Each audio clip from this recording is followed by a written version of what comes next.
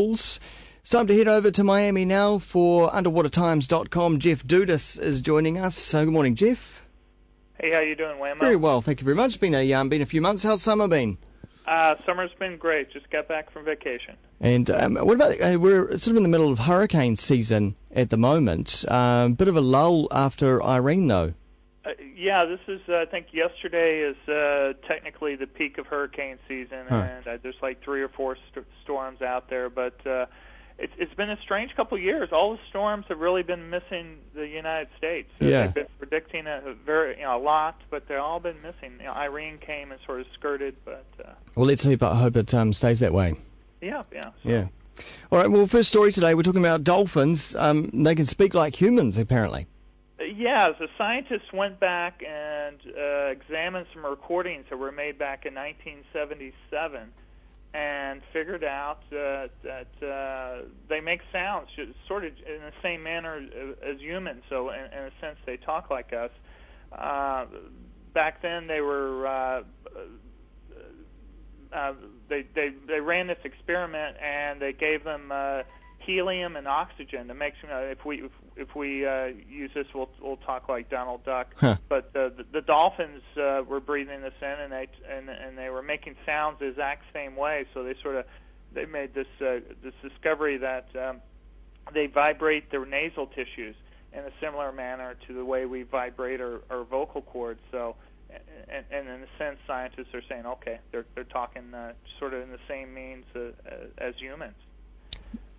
But the big thing they figured out is that naturally they don't whistle. So I think that was the big controversy, whether they actually whistled or not. Right. But as it goes, that they can be taught to whistle, sort of like humans. But if you hear a dolphin whistle, you know that they've been taught to do that. Right. Well, would it sound like a human whistle? Yeah.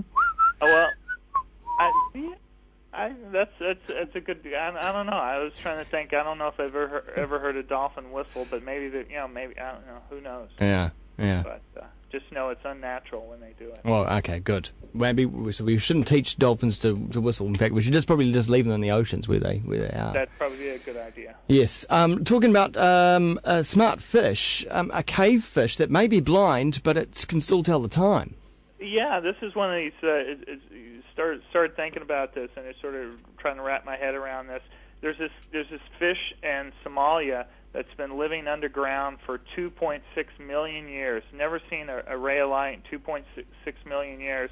So scientists, as they do, they took it out of this cave and they started running experiments on it, and they figured out they were trying to figure out if it had a circadian rhythm. And for humans, this is sort of the 24-hour clock that controls sort of waking and sleeping and feeding and your blood pressure, and it's reset by the sun rising every day.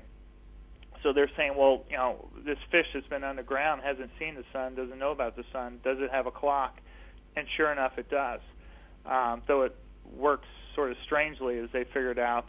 It's on a 47-hour day, and it's not controlled by the sun.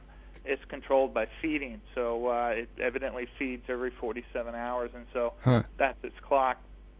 And scientists are debating whether, is the clock broken for these fish, or is it just evolving and sort of adapting? And they haven't quite figured it out which way, but they definitely figured out that they actually do have a circadian clock. Because 47 hours is quite a long time between feeds for fish, isn't it?